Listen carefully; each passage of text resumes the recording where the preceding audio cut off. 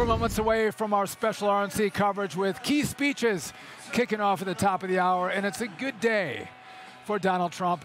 A judge throwing out his classified documents case saying the appointment of special counsel Jack Smith was unlawful. That news breaking earlier today as the race for the White House swings between Trump's legal woes, Biden's campaign crisis, and now an assassination attempt. So what ultimately will motivate voters come November? Let's take it up with Fox and Friends co-host and host of One Nation, Brian Kilmeade, along with Fox News contributor and former Oversight Committee Chairman Jason Chaffetz. Both of you, welcome. We can tell the convention is only moments away. Now they've kicked up some music and people are starting to file in here. But Brian, to you first. Again, what are voters looking for? Again, it's a good day for Donald Trump. When he survived an assassination attempt, one of his cases on the classified documents has been kicked out. Does this motivate voters to go, hey, maybe this is an attack on Donald Trump as opposed to what's been said by Democrats? Well, number one, I did not know the budget on this show must be amazing. You have your own band? I mean, other shows wait for they'll play before or after the show. You do it while you're doing the show. That's an interesting approach. But I would say this, yeah, it's a great day for him. When he got that news about the documents case, which most legal experts said was the most dangerous case for his sovereignty and freedom, and when he gets that word, that's huge. Now, they're going to appeal it, but it's going to take more time. And my sense is if you're going to get rid of that case and say there's no reason to have Jack Smith, he was appointed unconstitutionally, then why do you have a January 6th case? Good luck with that activist over in Washington. But picking J.D. Vance, a lot of people said it was going to happen, but it's the most unknown factor. I think he got a lukewarm reception here when he was introduced. He's a great speaker, extremely bright, wonderful backstory, but he's only been doing this a year and a half. And for a while, he was a huge critic of the former president. He was. He'll be very strong against Kamala Harris. I'm struck that Kamala Harris I thought it was a great move. She called him, and she said, "Hey, congratulations. See you at the debate."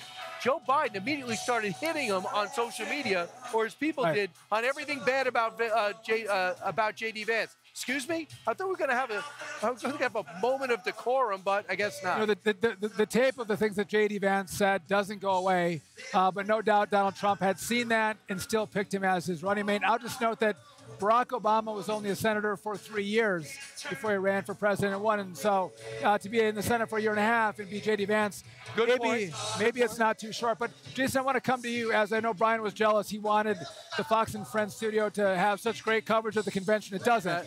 He's jealous. But you chaired the Oversight Committee. And now we have Oversight coming in to do investigation on what happened with on Saturday with the attempted assassination of Donald Trump. What should the committee do? How aggressive can they be? And can they get to the bottom with the partnership of the FBI and the Department of Justice to truly unpack the failings of the Secret Service? Well, they won't be able to do it with just one hearing, but it's a start, and they need candor. You can't have a Secret Service director lying or misleading to the American people. Look, when I was chairman of the Oversight Committee, unfortunately, during the Obama administration, there were all sorts of lapses in security. We had to go through 2 different Secret Service directors out there. We issued a 450-page report about an agency in crisis. And I think there's some key things they need to look at there. They need to look at what are the rules of the engagement. Did, as the video would lead you to believe, possibly, again, it's still in the beginning stages, what are the rules of engagement? Did that sniper have the would-be killer in their sights? Was he able to take the shot, or did he have to wait until the other guy fired first? What was the cross-traffic? Were they able to, quite frankly, the personal protective detail should have probably been up on that stage before he shot. And then the obvious, why and how did he get to within less than 150 yards of the president with a weapon that can kill him? So a lot went wrong. It's an agency that's been in crisis. We love the men and women who risked their lives and jumped on the president. But I've spoken with Chairman Comer twice already, and I think they'll be fully prepared to really get some answers. And if that Secret Service director doesn't give candid answers, she should be fired, or she should at least resign. Well, to that point, Brian, I mean, you follow this for a very long time, and I would expect with an assassination attempt of a president, you would see far more transparency, more press conferences from the Department of Homeland Security and Secret Service. But it seems like there's a little bit of stonewalling going on. We're not getting a lot of information about what they know and when they know it. Are you surprised by that? Well, I'm surprised by a lot of things. For example, that press conference when they came out and said, we don't know anything about this killer. We know he's 20. Did you cut his arm off and count his rings on his arm? What are you talking about? How do you know he's 20 years old? All right, so you know more. I understand you got to do an investigation. Now we find out about bomb-making equipment in his car, explosives in his house. Who else knows? They talked to his parents today. But the Secret Service not speaking and have a press conference and only talk about the security here and not talk about the biggest story in the world that they're in the middle of. I just want law enforcement to know I'm in awe that you would jump over somebody to protect that person. I'm in awe of what happened on the stage. But the stuff leading up, I am not in awe of. I don't care about the killer. What I care about is that the Secret Service had jurisdiction, they have all the resources, and they did not protect the president, and that person lost their life, and you got 2 others still fighting for their lives. We all have teenage kids. I don't know any teenager, a 20-year-old, that doesn't have any social media presence anywhere. I wonder if that was scrubbed before they actually released his name. But I want to move on to this because I caught up with some voters earlier today at the RNC, and they say they're fed up with left-wing media coverage and that it's only driving them further into the arms of Donald Trump. Watch this. A lot of people had a lot of hate in their heart because the media, I believe they're the ones who keep pushing that negative energy. And of course, if it bleeds, it leads, right? We don't want any more bleeding anymore, and especially not the Van Gogh type or Evander Holyfield type. 24/7 of the hatred towards a man who stood up for our country, stood up for the American people, and then to see after that it got into somebody's head and he attacked him, and it just tore us to the core. The liberal media will go back to the same tactics because that's all they have. It's interesting, Jason. Will the media go back to the same tactics? Because I do think when you say things like Donald Trump is Hitler, he's a threat to democracy, your freedom's at stake, people foment on that and they can take action. Will they change course, as this man said, for 5 days, or is it going to be long term? No, they still despise Donald Trump. Look, the promise of Joe Biden was to unite the country. He had worked in the Senate. He knew how to get important things done. That promise never came to reality. The opportunity for Donald Trump and now J.D. Vance is to truly talk directly to the American people and offer that message of unity and prosperity and safety, and I think he'll deliver that. No doubt. Well, Jason, I know you have some other commitments. We thank you for being with us on the bottom line. Brian Kilmeade, don't go anywhere. I want to keep you with us.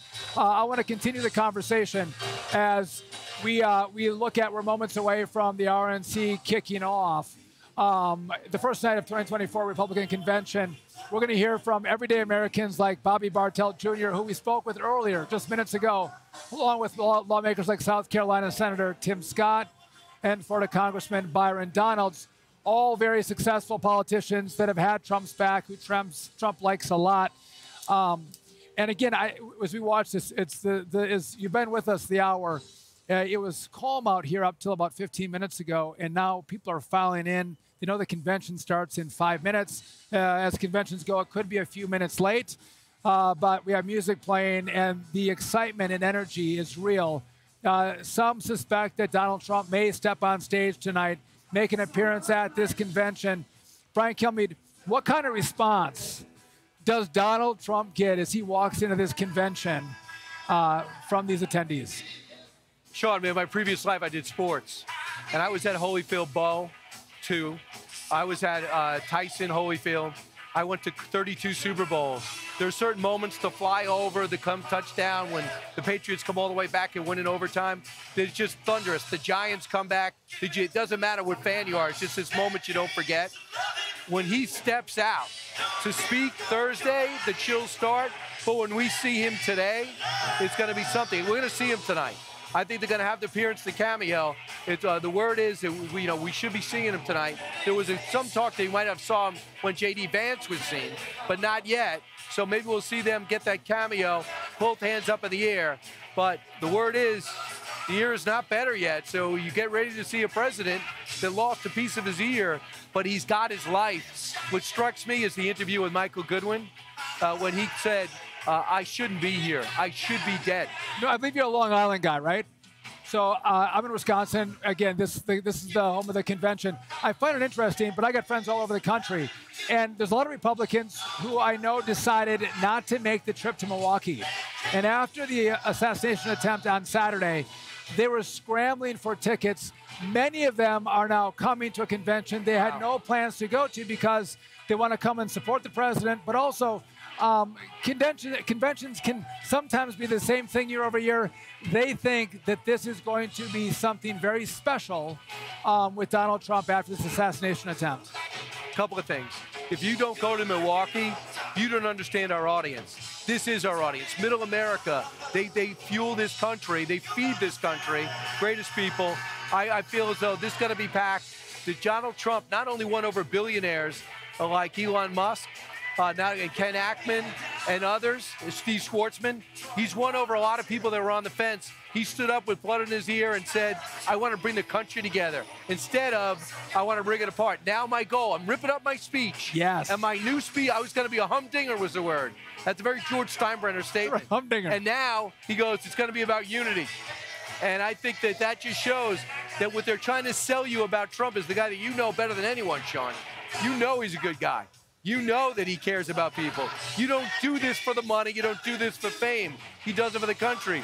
Let those other channels tell you a different story, but they also told you that Joe Biden was fine and a unifier, and then they're telling us he's not fine. They're trying to kick him out. So you lost all your credibility. You lost all the credibility. You know, Jackie is still with us in New York. It's not quite as loud for Jackie as it is for us. Jackie, come on to the conversation. You have a question for Brian? I'm so glad that Brian actually brought up the business community rallying around Donald Trump, because it was right after the attempted assassination that Elon Musk came out and said, I'm endorsing him. And it was Bill Ackman, hedge fund manager, that said, I've been holding back, but I'm endorsing him. And so we're also going to hear tonight from the speakers. One of them is David Sachs, the venture capitalist, as well. The theme tonight is Make America Wealthy once again. Who knows better how to address that than the Wall Street and the business community? But you also mentioned Senator Tim Scott and Florida Congressman Byron Donalds.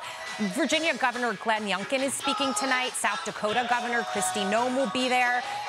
Tennessee Senator Marsha Blackburn, Sean O'Brien from the Brotherhood of Teamsters. So there are going to be so many different perspectives that will be able to contribute to this conversation. It's really going to be an event. Yeah, all the speeches are real short, 5 to 7 minutes. Yeah. I don't care how important you are. You're in, you're out. Give me the highlights. Give me your best. And it could help define a career. As you know, these speeches, guys, oftentimes can define you. And we know that a guy like Bill Clinton made a speech. One was too long. One was right on the money. And the guy named Barack Obama, Senator Barack Obama, became President Obama because of the speech opportunity he got. Maybe Glenn Youngkin feels that opportunity tonight. Yeah. You know, Jackie, you mentioned that Tim Scott and Byron Donalds are both here giving speeches tonight. When I was on the streets today, I was talking to a guy who was from Harlem who said, I watched what happened in the Bronx. He's an African-American guy, and said, listen, Donald Trump is going to make my life better. Yeah. And he's like, I wanted to come to this convention. I asked him if Trump was going to win Harlem, and he said, Trump's not winning Harlem, but Brian, he's going to get more votes than Republicans have in a long time in the burbs surrounding New York City. Absolutely. I find it fascinating that in my lifetime, we're watching two parties switch. They grab, the Republicans say, give me the blue class, thank you, give me the working class. And the Democrats go, what happened? How did we lose them? And Wall Street started coming to them with the big money. Hollywood's firmly in their pocket. What good is it? You're not even listening to George Clooney anymore. But you know what? I find it, and the union thing, Donald Trump has never been anti-union. You know that, Jackie. Well, Joe Biden says he's pro-union, and then his policies actually do things to make the lives of union workers worse, which we were discussing before, Brian. And I think that's absolutely amazing. But also on this stage tonight, you're going to have a couple of these candidates that were in the running for the VP selection. They obviously didn't get it now that it's been announced that it's going to be J.D. Vance. But that speaks to the unity message. Nikki Haley is going to be speaking at the RNC this week as well. And so I really think Donald Trump is a master at saying, you know what, I'm going to tear up the script. We need a new script here, and we are going to bring everyone together because, Joe Biden, you promised that you were going to do that the last 4 years, and you have failed. He's divisive tonight.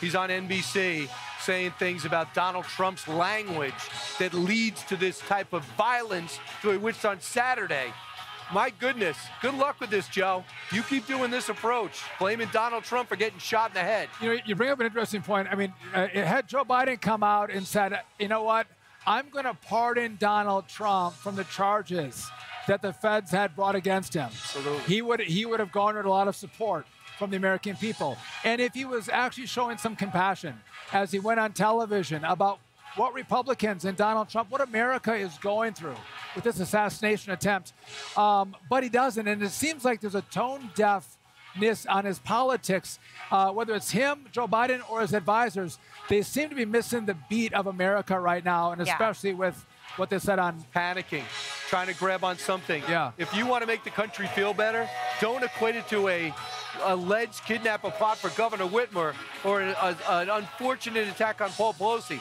Nobody thinks that's a good thing. Yeah. But what about bringing up Steve Scalise? And nothing compares to the assassination attempt of a president. Don't try to make him the same, put him in the same sentence and the same 6-minute speech. I'm not buying it. You just can't understand the fact that Donald Trump actually took a shot, went down, got up, and now is stronger. And also, don't gaslight the American people when it comes to policies. They know what they've lived through. We're going to let the speeches play out here in full on Fox Business all week. So for the next few hours, you're going to get the full floor, uninterrupted, all the speeches. Here we go.